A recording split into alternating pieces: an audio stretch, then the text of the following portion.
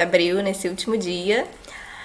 Eu vou pedir todo mundo que já entrou, já tá, né? Mas caso alguém vai entrar e tá assistindo gravado pelo Instagram, ainda vai entrar para quando entrar desligar o microfone, né? Pra gente poder conseguir ouvir bem o Felipe, o nosso palestrante de hoje. E outra coisa também é que a gente vai tentar ter no final um tempo para perguntas. Então, se vocês quiserem ir colocando no chat que as perguntas, porque aí fica mais fácil da gente se organizar, vai estar escritinho. Aí ao longo da palestra, se vocês quiserem comentar alguma coisa também, podem fazer a participação pelo chat. Então é isso. A nossa palestra vai ser sobre diálogo interreligioso e intolerância religiosa. Coisas que o Felipe falou que já vai trabalhar nesse título pra gente, que ele já me contou, deu pequenos spoilers. E aí quem vai apresentar, falar sobre esse tema vai ser o Felipe, ele é membro da Igreja Cristã Carioca, né? Ele é seminarista, ele é historiador e, enfim, eu acho que ele tem muita... conhece muito sobre esse tema, tem muita troca, gosta desse tema, né? Gosta de falar sobre isso.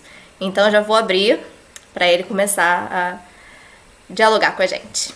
Vai lá, Felipe. Bem, boa noite a todos e todas. Muita felicidade que eu estou aqui tratando desse tema, que é um tema central, não é de hoje na minha vida, né? E só de falar do tema eu já me emociono, porque é de fato algo que é muito latente na minha vivência de fé, né? E eu vou compartilhar a tela aqui agora, para a gente não perder muito tempo. E aí, Gabi, você fala se foi o slide.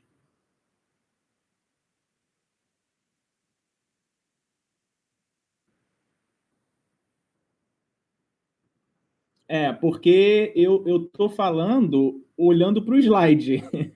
Eu não estou vendo a carinha, o rosto de vocês, né? Nem a câmera. Então se eu estiver correndo muito, se estiver muito devagar, vocês vão dando aí as coordenadas. Qualquer coisa eu falo também, mas como a minha internet vai que dar algum problema, né? Fica aí aberto a todo mundo a também contribuir para isso. Tá, ok. Beleza. Bom, intolerância religiosa e diálogo interreligioso, lembrando que aqui, né, uma breve introdução, tá? Eu tentei mesclar um pouco de questões acadêmicas sobre o tema e um pouco de questões práticas, tá? Do nosso dia a dia, que a gente sente enquanto sociedade, que não necessariamente precisamos estar no meio acadêmico para sentir, para exercermos, né, exercermos esse papel ou sofrermos, né, com os acontecimentos, né, tanto agentes passivos e agentes ativos. Eram essas duas palavrinhas que eu estava tentando lembrar. Bom, essa primeira imagem ela já mostra muito o que eu vou... uma... Não? Ai, meu Deus. Espera aí. Está aparecendo agora? Agora tá, né? Ah, tá. Então eu não posso botar em tela cheia. Mas não foi não, ainda não Desculpa. tá. Gente, a gente testou antes de vocês entrarem. Tava dando certo. Espera aí. Eu sou... Nossa, eu não botei para compartilhar de fato. Como assim não é possível? Foi? Não? Ah, meu Deus. Espera aí. Ocorreu um erro. Maravilha. Tudo acontece agora. Ai, meu Deus. Ai, pastor Leonardo, que bom ver você aqui. Bom, deixa eu ver aqui se agora vai. Peraí. Ao vivo é assim mesmo. Ah, agora foi. Maravilha, glória a Deus. Foi não, Felipe. Não, agora vai. foi, tá indo. Só demorou. Isso. Desculpa, só demorou. vai. Eu vou tentar ver se mudou alguma coisa. De quando? Tá aparecendo os seus slides. Tá aparecendo, então tá bom. Não, é que eu botei em tela cheia porque para mim é melhor assim. Bom, então o adendo que eu gostaria de fazer aqui é que o viés, né, dessa palestra, dessa introdução, né, a condução dela, eu estou aqui enquanto historiador e enquanto, vamos colocar assim, eu não sou formado ainda, tá? Mas enquanto um teólogo das religiões, tá? Então, eu vou, claro, trazer a maioria dos exemplos da religião cristã, do cristianismo, porque é a minha religião, é o meu credo, é a minha fé, e é onde eu conheço mais exemplos e é onde eu tenho mais propriedade para falar, tá? Mas eu quero que isso fique bem claro que eu estou aqui enquanto um historiador e um teólogo das religiões, vamos colocar assim. E vocês vão entender ao longo da nossa palestra. Bom, essa imagem, né, ela é muito... Eu adoro essa imagem, né, ela mostra... Né, são cinco religiões, né, o Islã, o Brahia, o cristianismo no meio, o judaísmo e o hinduísmo, né? E essa imagem, ela traz um pouco daquilo que eu quero trazer hoje, né? Porque a gente percebe que são 5 religiões, cada religião com sua cor própria, com sua identidade própria, com a sua particularidade de vestimenta, de símbolo, e cada religião bem definida dentro dos seus quadrados, né? Então, isso é uma coisa muito importante quando a gente fala do diálogo interreligioso. O diálogo interreligioso, ele pede para que as religiões, os líderes, os fiéis, né, sentem e conversem, se conheçam. Porque através da conversa, através da troca, da partilha, os muros de preconceitos... Felipe, desculpe interromper. Oi? É só porque você já mudou o slide, não já? A Rebeca já reparou. Não tá mudando pra gente. Ai, meu Deus. O nosso não apareceu em tela cheia. Agora mudou. Mudou para das crianças. Voltou pro principal. Tá. Então não vou botar em tela cheia. Pronto, já decidi que fica mais fácil assim. Então, mas essa primeira imagem também é isso, né? Mostra essa pluralidade, como cada um de nós somos indivíduos que têm a sua particularidade, e a fé, a religião, ela é um constituinte de cada um de nós que dá a nossa identidade também, né? Então, se eu me denomino cristão, sou cristão, e ser cristão faz parte da minha identidade, né? Eu, em hipótese alguma, posso duvidar da fé alheia, né? Da fé do outro, ou querer impor a minha fé sobre a dele, porque eu não estou somente impondo uma coisa que não é dele sobre aquela pessoa, mas eu não estou tendo esse respeito que eu gostaria de ter. Então, eu, quanto indivíduo, me vejo cristão, entendo o meu mundo através do viés cristão. Então, se eu sou respeitado por isso, eu tenho que automaticamente fazer com que o outro, seja muçulmano, seja hindu, ele também tenha essa individualidade, ele também tenha essas condições de ser o que ele é no seu credo, na sua religião. Então, é por isso que a gente sempre fala né, da liberdade religiosa, né? Porque se eu gozo dessa liberdade religiosa e sei o quanto isso é importante para mim, isso é importante também para todas as outras pessoas. Tá? Aqui são a das crianças que eu estava falando e vocês não estavam visualizando. Tá? Essa aqui são duas, uma imagem é da esquerda, é da campanha da Fraternidade Ecumênica, né, 2021, né, encabeçada pelo CONIC, tá? E aí eu coloquei justamente essa imagem porque ela fala da campanha da Fraternidade Ecumênica, tá? E que aí já traz um diferencial para a gente. Por quê? O diálogo interreligioso é esse diálogo fraterno entre religiões diferentes entre si. O diálogo ecumênico diz respeito a oikomene, que é casa comum, oikos, é do grego, né, casa, e oikoi são casas, é o plural.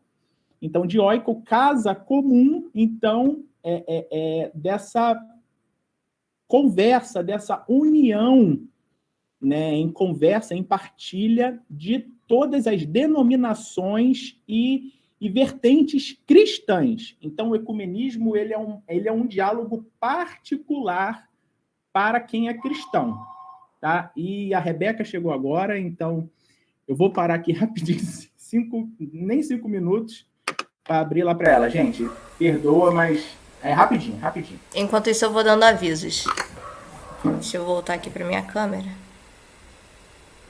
É só para quem entrou aí enquanto o Felipe estava falando, né? Pra gente manter o microfone desligado. A gente vai ter um espaço de perguntas no final. Então, se vocês puderem, já vão pensando as dúvidas que vão surgindo ao longo da palestra. E aí vocês podem colocar no chat já também, que aí já adianta um pouquinho o nosso processo, né? Outra coisa que eu queria falar é que a gente começou esse projeto das palestras esse ano, né? A nossa igreja ela sempre teve essa questão muito grande do ensino, de dialogar. E aí, ano passado, a gente deu uma parada por causa da pandemia, mas a gente voltou esse ano, tá nesse sistema, né, de palestras online. E essa é a 4ª, se eu não me engano, se eu não estou fazendo as contas erradas. E aí, nós já tivemos outras 3 que estão disponíveis, 2 estão disponíveis, e aí estão no nosso Instagram. Então, caso alguém aqui queira assistir tenha perdido alguma e queira assistir, elas estão disponíveis no Instagram. Essa aqui também vai ficar. A gente está gravando e ela vai pro Instagram depois. Então também se tiver isso, como vai pro Instagram e tudo mais, caso alguém não queira fazer alguma dúvida, mas não queira se expor também, pode mandar no chat. Nossa, já, Felipe? Já. Olha só como é que Deus é bom, né? Um carro de um vizinho estava justamente entrando, e aí a Rebeca entrou também. Então eu consegui fazer mais rápido do que eu estava pensando. Tá, isso vai. Mas pode. Não, eu só tava falando que se alguém. Que como a gente tá exibindo, se alguém não quiser se expor, pode mandar pro chat que aí eu leio. Só me avisa, né? Que não quiser falar, eu leio sem falar nome de alguém e tudo mais. E as outras 2 palestras que a gente tem lá no Instagram da igreja são uma sobre vacina, né, que foi a de janeiro, mas ainda é importante a gente pensar nisso, lembrar disso e divulgar essas informações. E a outra foi sobre comunicação não violenta, né? A gente pensar aí sobre esses diálogos que a gente está precisando fazer durante a pandemia. É isso, vai lá, Felipe. Isso. Inclusive, a comunicação não violenta, ela é muito utilizada principalmente no movimento interreligioso, de diálogo interreligioso, para que membros, né, de confissões religiosas que não naturalmente, porque esses atritos não são uma coisa natural, né? Isso são diversas questões políticas, ideológicas, que levam a esses conflitos religiosos, mas são religiões que já têm, né, sociologicamente uma predisposição a ter certas divergências, usa a minha. Que tem o diálogo, né, meio difícil de acontecer, essa comunicação não violenta, né, ela é muito utilizada nessa mediação, principalmente no primeiro contato, né, que há o estranhamento, que é algo natural, e nós vamos tratar disso também. Bom, eu queria começar com esse pensamento, né, de um dos maiores nomes da teologia das religiões, como eu falei, né? Ele foi um grande teólogo também, né? O Panikkar, ele é suíço, só que ele foi enradicado na Índia, se eu não me engano. E ele é um nome assim que falar de diálogo interreligioso e não falar do Panikkar, do Raymond Panikkar, é impossível. Um aviso. Eu vou disponibilizar para quem quiser os slides, tá? E também me coloco à disposição para leituras de artigos, de livros que possa me indicar e tal. Eu também faço isso.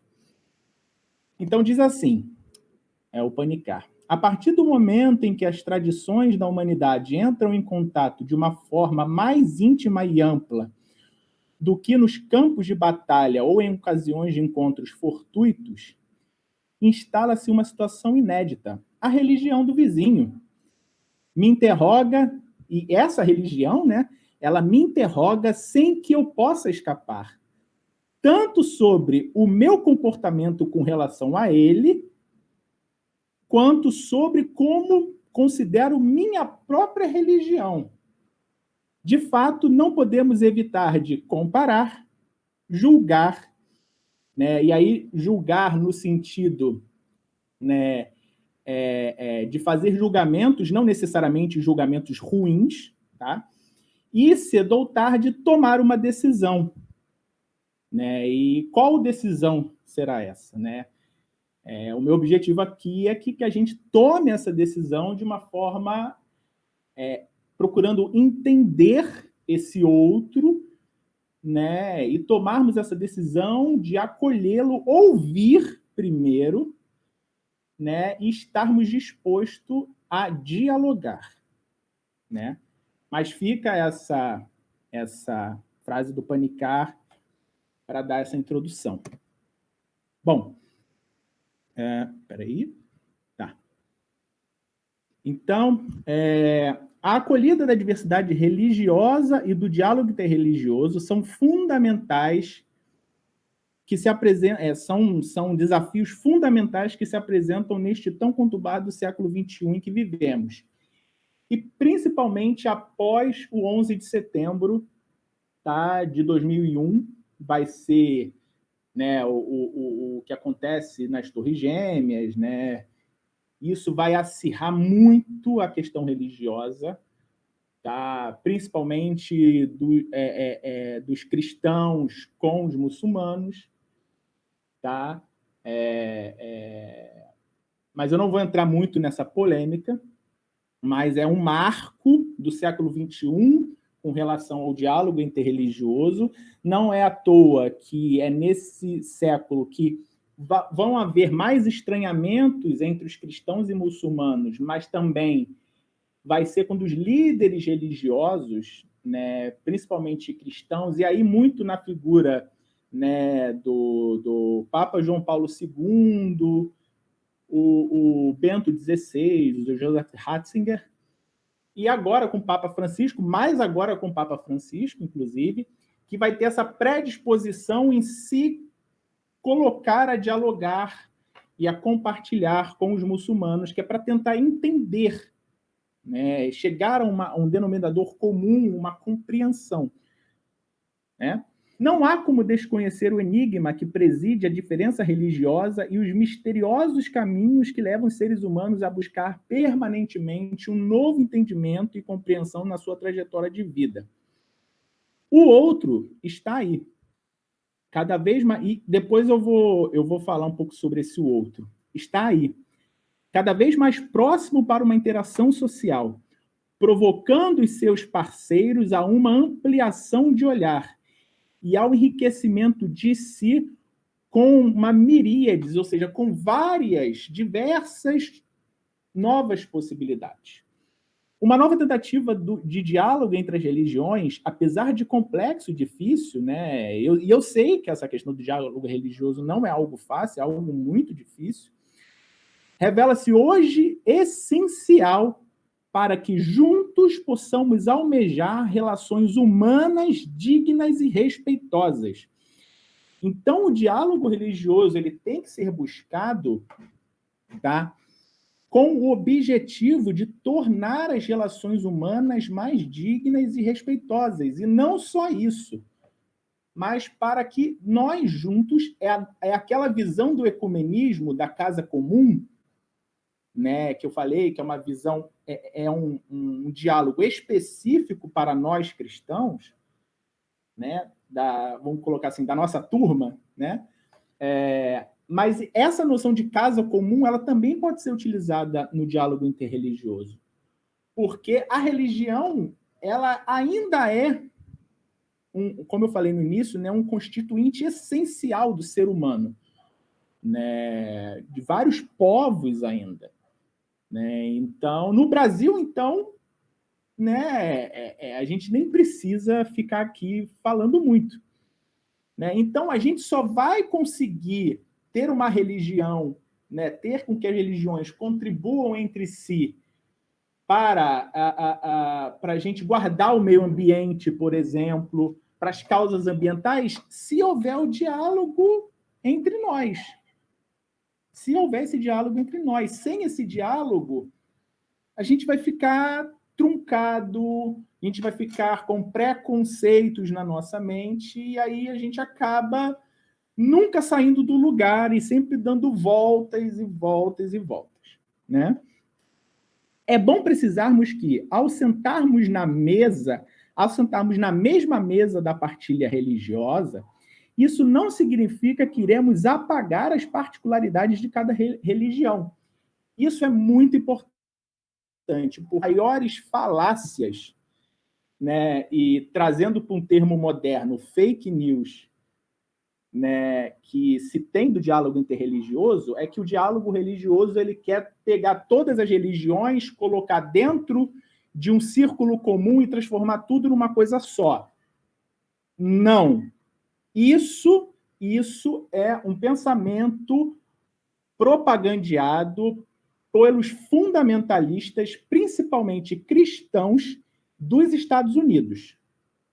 Tá? E isso é uma falácia, não é isso. O diálogo religioso ele só pode existir com religiões muito bem definidas, com pessoas que sabem e têm consciência muito bem daquilo que elas acreditam. Porque senão não tem a religião. Né? A religião em si, enquanto fenômeno social, ela não existe sem as pessoas. Né? Os ritos, né? Um culto não existe sem a presença das pessoas, sem a presença, né? Aí é falando da gente, cristãos, dos irmãos e irmãs. Né? Então, é muito isso, é cada religião com a sua respectiva crença, com o seu respectivo corpo, né, de crenças, de ritos, mas que mesmo assim elas conseguem dialogar entre si. Então, isso é muito importante. Então, eu não tenho que deixar de ser cristão para dialogar com o muçulmano, e muito menos o muçulmano tem que deixar de ser muçulmano para dialogar comigo. Isso é muito importante. Eu volto a dizer, pelo contrário, é importantíssimo que ele seja muçulmano e tenha muita consciência disso. Porque só duas pessoas muito bem firmadas em sua fé é que podem dialogar, porque elas têm certeza daquilo que elas acreditam e aí elas não têm medo dessa troca. Porque essa troca, como eu falei, ela é vista como um intercâmbio de visões de mundo, no que nós podemos aprender, e não no sentido, vou usar uma palavra bem histórica aqui, no sentido colonizador. de eu tentar que o muçulmano se transforme num cristão. Vou dialogar com ele para transformar esse muçulmano num cristão. Não, isso também é errado. E aqui, como eu falei, né, eu estou como um teólogo das religiões, né, permite usar esse termo, né? Isso é uma das coisas que os cristãos fazem muito, né? De tentar dialogar para trazer para o cristianismo. Isso é complicado se a gente vê no campo do diálogo interreligioso, porque eu dialogo para conhecer e não para capturar o outro para a minha fé ou para trazer o outro para a minha fé, tá? Mas o diálogo deve sempre...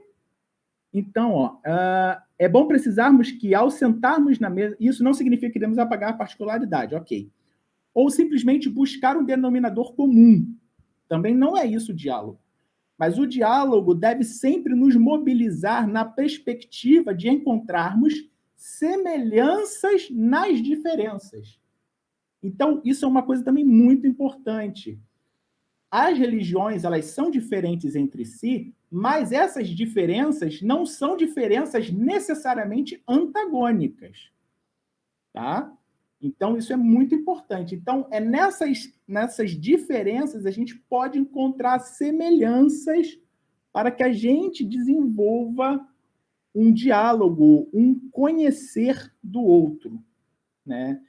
Tendo sempre em vista pistas comuns em favor de um modo de atuação na história, na luta contra o sofrimento e na afirmação da dignidade de toda a criação. Então, aquilo que eu falei, né, do diálogo ser em busca da dignidade de toda a criação, de todos e todas. Tá? O que antes era apenas estranho, exótico, diferente, intangível, torna-se plausível e possível. É um processo que não acontece sem disposições prévias, envolvendo um delicado dinamismo de abertura e interpretação, né? Para se adentrar de fato no mundo da partilha com o outro, no âmbito existencial, requer-se atitude também e também vontade de assumir o risco de se envolver no solo sagrado da alteridade. E aqui é uma palavra muito também importante no diálogo das religiões, que é da alteridade, ou seja, no cotidiano religioso do outro. Ou seja, na alteridade, isso é uma palavra muito cara, como eu falei, e ela foi muito trabalhada por um teólogo, né, chamado Martin Buber, né? Ele tem um livro maravilhoso que é o Eu e Tu, né? Eu e Tu, em que ele trabalha essa questão da alteridade, que seria justamente essa interação do eu com o tu, que seria uma outra pessoa, um outro indivíduo, que para mim é a priori, ou seja, a primeiro momento, desconhecido. Mas que eu, enquanto indivíduo, só me vejo e me constituo enquanto indivíduo quando entro em contato com o tu, que é ele, que é esse outro. Então, até o modo de eu ser cristão também vai ser determinado como eu me relaciono com as outras religiões, com as outras pessoas. Porque eu, enquanto cristão, não existo sozinho. Isso a gente consegue entender muito bem no campo cristão, porque a gente tem muito disso na nossa religião, né? De que ninguém consegue nada sozinho, né? É em comunidade que a gente consegue superar dificuldades, e essa analogia ela serve aqui para o diálogo interreligioso.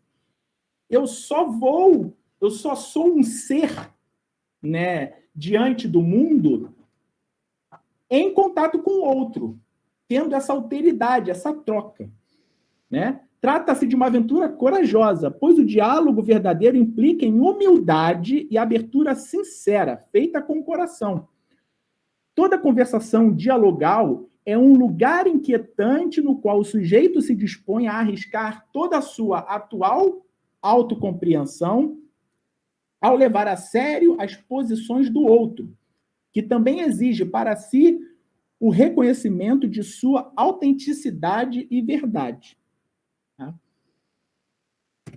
Bom, e aqui,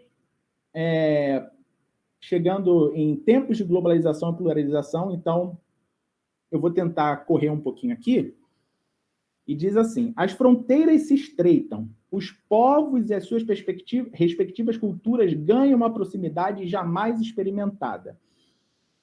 Como sinaliza o sociólogo britânico Anthony Giddens, eventos distantes, quer econômicos ou não, afetam-nos mais direta e imediatamente, jamais do que antes. Ou seja, né, em pleno século XXI, estamos em 2021, né, se existe, sei lá, uma religioso no Tibete, como aconteceu, deve ter uns 3, 4 anos atrás, né? A gente fica sabendo, né? Uma coisa que seria impensável, sei lá, em 2005, no início dos anos 2000 mesmo, né? A gente saberia dias depois, né? Agora a gente, com Twitter, com Instagram, com a própria velocidade da internet, a gente consegue ficar sabendo dessas notícias muito rápidas. Então, isso... Pô, eu tô aqui no Brasil, Rio de Janeiro, no bairro de Cascadura, eu consigo saber de um conflito religioso lá no interior do Tibete. Sabe? Eu consigo ter acesso, mesmo que superficial, àquela religião, ao que está acontecendo ali, né? Então, é isso que eu quero trazer, de como essas barreiras geográficas, temporais, elas foram virtualmente sendo quebradas, né? Inversamente, decisões que tomamos contra indivíduos são com frequências globais em suas implicações, né? Então, todas as nossas decisões, elas agora não têm só uma consequência para nós, mas consequências para outras pessoas numa escala muito maior. Muito maior. Né? Se eu sou xenófobo com um estrangeiro, né? Alguém vê isso, posta na internet, e isso repercute de uma forma muito mais rápida do que há 10, 20 anos atrás. Né? E, bom, a globalização diz respeito não apenas à ordem exterior, ou seja, ao que está lá fora, né, nos outros países e distante de nós, os indivíduos, mas é um fenômeno que atinge o nosso mundo interior também, trazendo, consequentemente, um vivo impacto nas nossas dimensões íntimas e pessoais. Isso aí a gente tem muito com a propaganda, né? Por exemplo, da gente... da propagandas massivas com relação a produtos que nós temos que ter, temos que consumir esse produto, temos que isso, temos que aquilo, e como isso gera na gente, né, uma predisposição a querer consumir aquele produto porque, sei lá, o Bill Gates usa, porque um ator famoso usa. Né? Então, isso, olha só como não é só nas questões econômicas, mas também em questões pessoais nossas, como a globalização também nos afeta. Tá? E aqui eu não estou fazendo juízo de valor. Tá?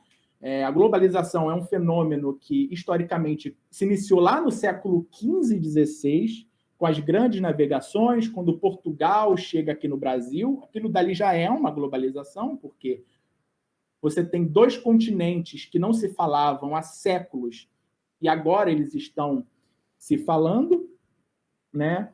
Então, isso não necessariamente é uma coisa ruim. Então, é uma coisa para se avaliar passo a passo.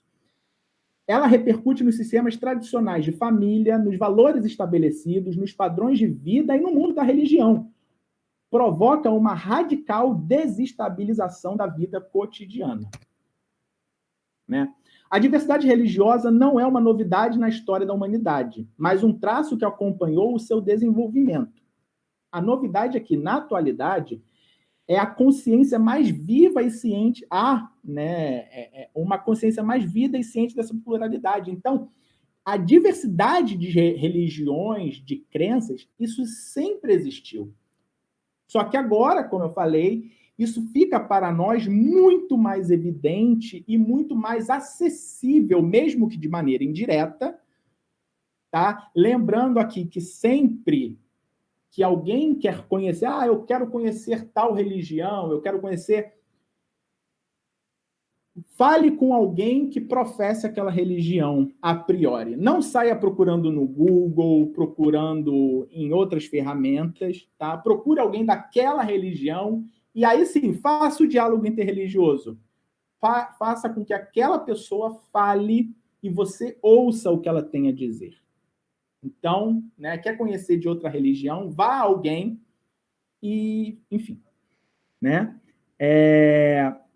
É a consciência mais viva e ciente dessa pluralidade, de sua presença recorrente no campo da nossa observação cotidiana. Isso aqui no Brasil, gente, é evidente, né? Nós temos, principalmente eu moro aqui no subúrbio, né? A gente tem, numa só rua, a gente tem uma igreja, Assembleia de Deus, a gente tem uma Universal, a gente tem uma Batista, a gente tem um terreiro, a gente tem uma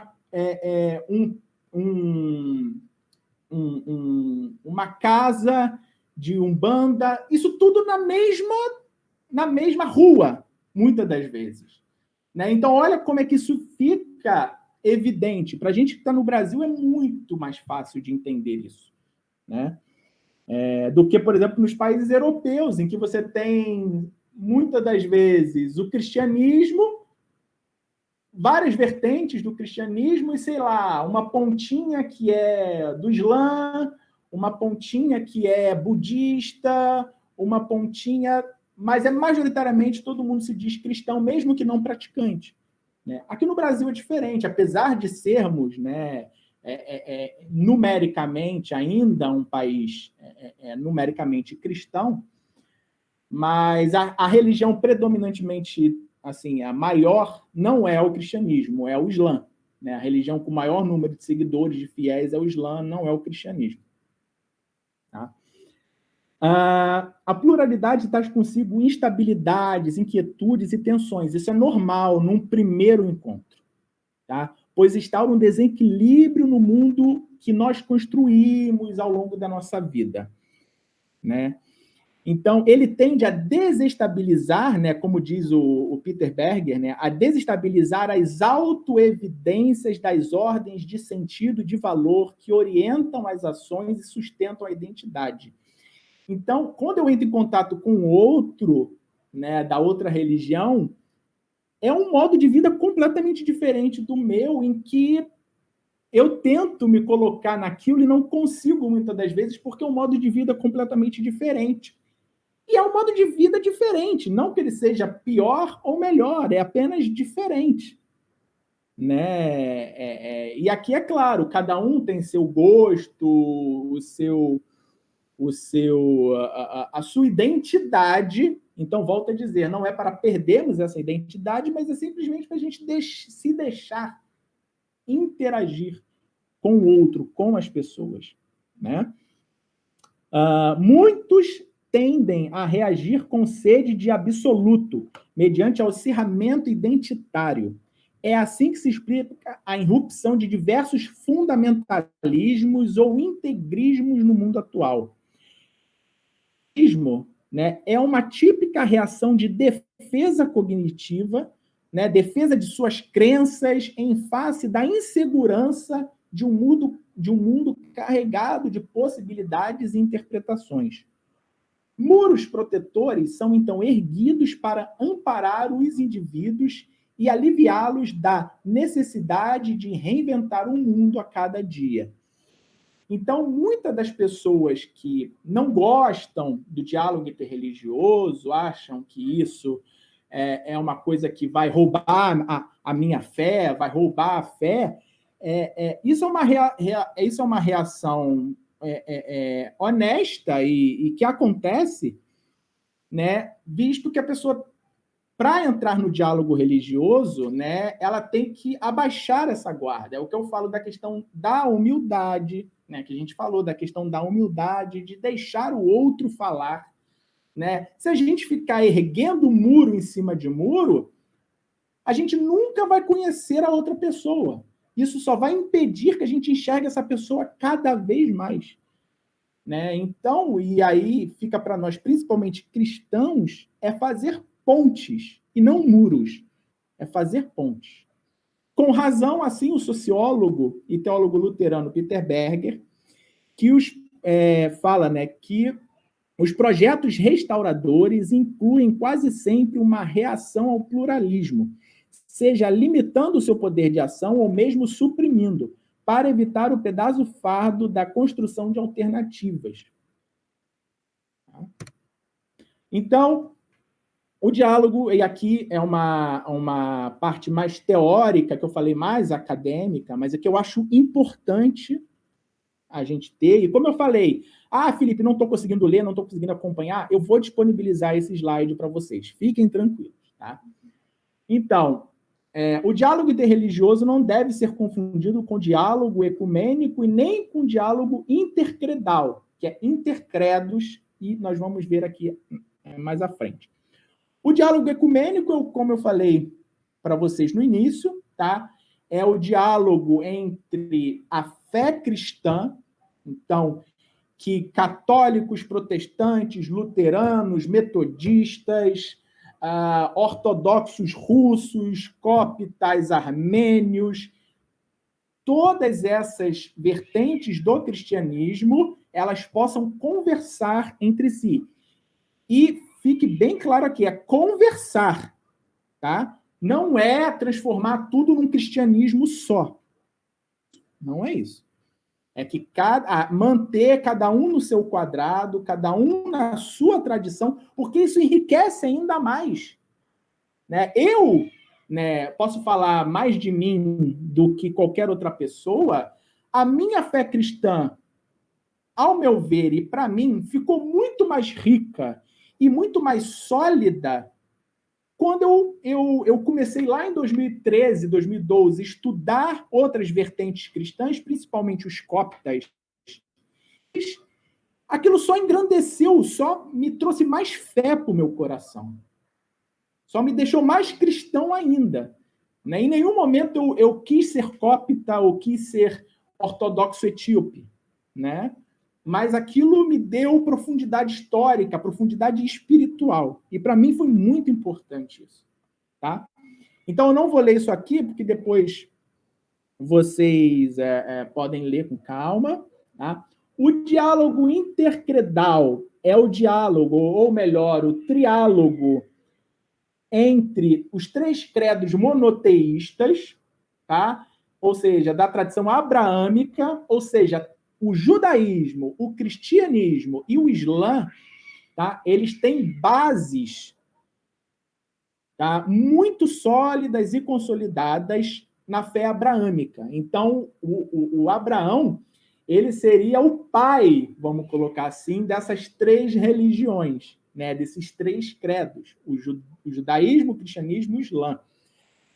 Né? Tem até eu estou lembrando aqui, tem até um livro, eu não sei se é da editora Vozes ou da editora Loyola, que pega, por exemplo, o Abraão, e Abraão visto pelo cristianismo, Abraão visto pelo judaísmo, Abraão visto pelo islã.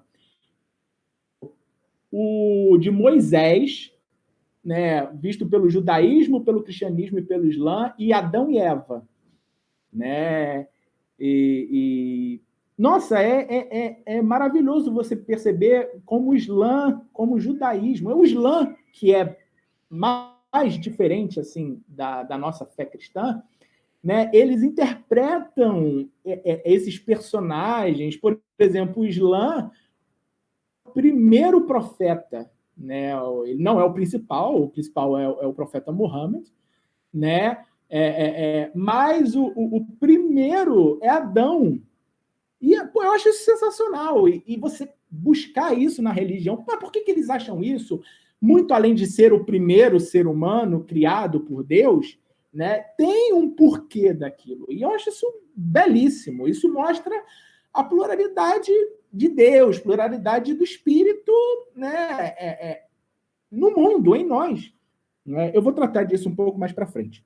Bom, E aqui temos o nome do Claude Gerfé, né, que é um teólogo dominicano francês, que é um dos maiores nomes quando se fala nesse triálogo, né, do judaísmo, cristianismo e islã.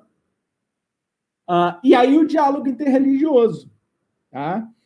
E que eu já conversei para vocês o que é, né? Eu já estou aqui falando demais, peço perdão, mas o tema propriamente da nossa palestra. É o mais ousado, por assim dizer, e o mais difícil, pois envolve a conversação entre tradições religiosas que não compartilham uma raiz comum de fé, como no caso do diálogo intercredal. Tá?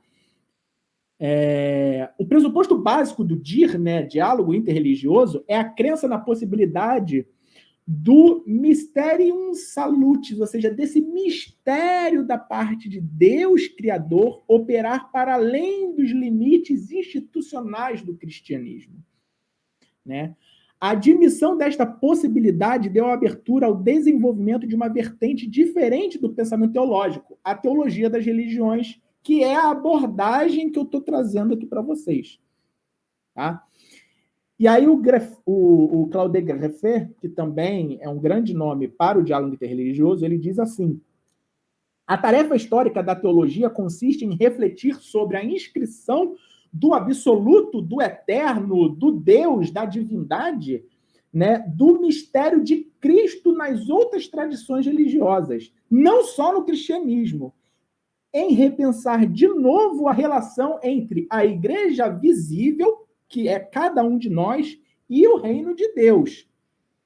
Gerfé chega a afirmar que o pluralismo religioso se constitui como um novo paradigma para a teologia. E sou eu para afirmar aqui, né? Mas né? Tanto que várias pessoas se dispõem a escrever, a falar, a conversar sobre isso. Então, o diálogo interreligioso e suas condições, né? O ser humano é perpassado por uma teia de relações, não podendo ser compreendido de forma destacada do outro. É o que eu falei no início da nossa palestra aqui. Né? Eu, Felipe, eu só me identifico enquanto Felipe porque eu me relaciono com Rebeca, porque eu me relaciono com Rogério, Pastor Felipe, com Gabi, com todas essas pessoas, porque todas essas relações me constituem enquanto pessoa, porque eu sozinho não... Né, o ser humano é um ser dado, né, até os mais antipáticos, e eu não estou falando aqui que eu seja antipático, mais tímido, não gosto de estar muito em eventos e essa coisa. Não, ainda mais agora na pandemia, né, a gente tem sentido isso muito na pele. Né, que às vezes a gente se sente vazio, se sente sem perspectivas, porque a gente não tem mais aquela interação face a face, olho no olho com o outro. Né? Então, o diálogo constitui, assim, uma dimensão holística, ou seja, integral de toda a vida humana. Sem o diálogo, o ser humano não seria nada, nada, nada. Né? São nas relações com o tu que todo ser humano constrói, molda e aperfeiçoa a sua identidade. Né? Ou seja, o ser humano ele não nasce pela rasa. Né? Ele nasce e, dependendo do contexto social, político, econômico que ele é criado, ele será moldado dessa forma. Né? Podendo, claro, sempre mudar, se transformar, melhorar, enfim. O que conta no diálogo é a reciprocidade existencial, o intercâmbio de dons. Tá? Então, olha só, é intercâmbio de dons, não intercâmbio de crenças, de pensamentos religiosos. É o intercâmbio de dons. São coisas específicas das religiões que podem ser, vou colocar assim, que são perspectivas que são trocadas. Por exemplo, né, eu não sei se o meu colega Felipe ele está aqui, né, que ele é muçulmano, né, e ele pode falar isso até melhor do que eu, né? Nós estamos, para os muçulmanos, no período do Ramadã,